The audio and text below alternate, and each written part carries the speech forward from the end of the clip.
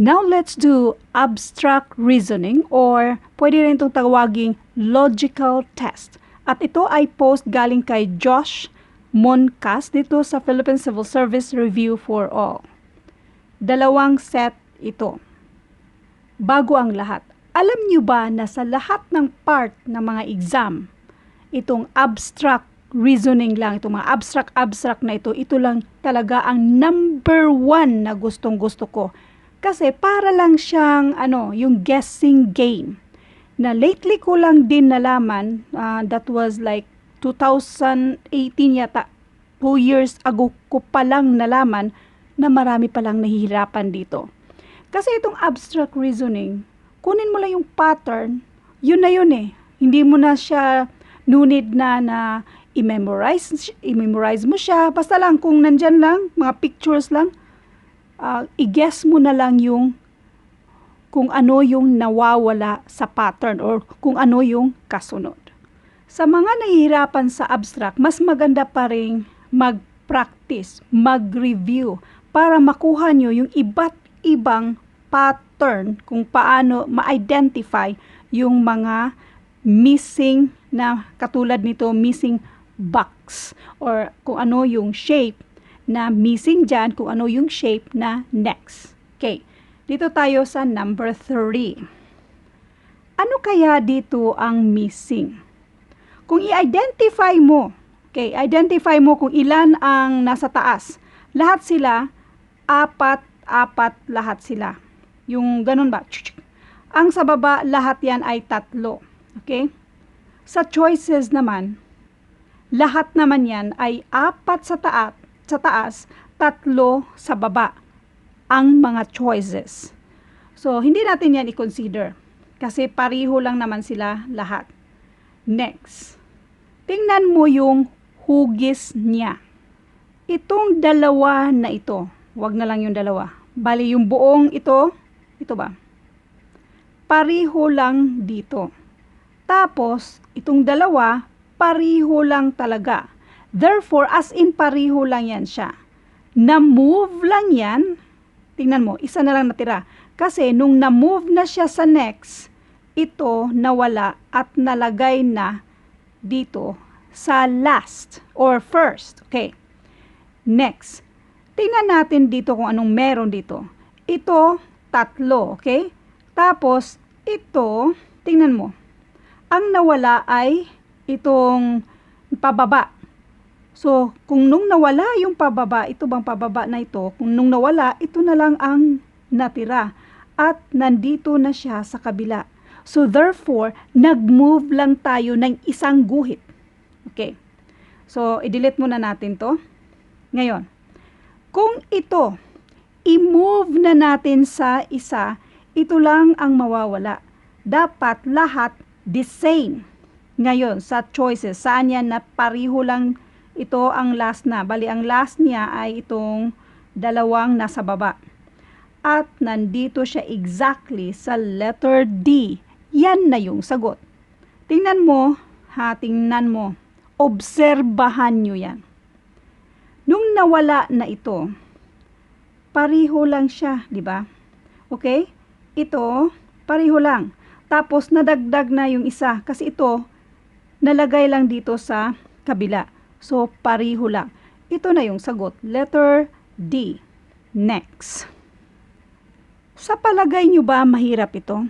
Obserbahan nyo lang yung mga shapes. Minsan, yung mga numbers sa sides. Tapos, minsan naman ay yung pag-alternate. Kaya sa nahihirapan, mas maganda pa rin mag-review kayo ng mga maraming ganito para makuha nyo yung mga iba't ibang pattern. Tingnan mo ito, 5 yan siya ha. Ano nga bang pangalan nito? Nasa labas. Ngayon, nasa middle na siya. Next, itong circle na ito nasa labas, nasa middle na siya. May pattern na. Ito namang nasa labas, nasa middle ulit. So, therefore, itong nasa middle, okay? Dapat nasa labas siya. So, eliminate na natin yung hindi triangle yung nasa labas. Eliminate na natin. para mas madali. Kasi sigurado na tayo na triangle yan. Next. Ito naman nasa labas. Lahat ng nasa labas, sa next ay magiging middle. So, pareho pa rin yung dalawa. Ngayon, ang hahanapin na lang natin kung alin sa dalawa ang ilagay natin yung nasa gitna ba, yung nasa pinakaloob, kung anong shape kaya yan. Is it square or circle? Obserbahang mabuti. Di ba ito parang bahay-bahay na style na ito? Nasa loob yan. 1, 2, nasa labas siya dito. Okay? Next. Nasa loob itong may pagka-diamond-diamond. 1, 2, nasa labas dito. Pabaliktad tayo. Itong circle na ito, okay? Nasa labas. Baliktad tayo ng dalawa. 1, 2. Yan yung nasa loob. Pattern. So, ang sagot dito ay itong pang-apat. Yan na yung tamang sagot.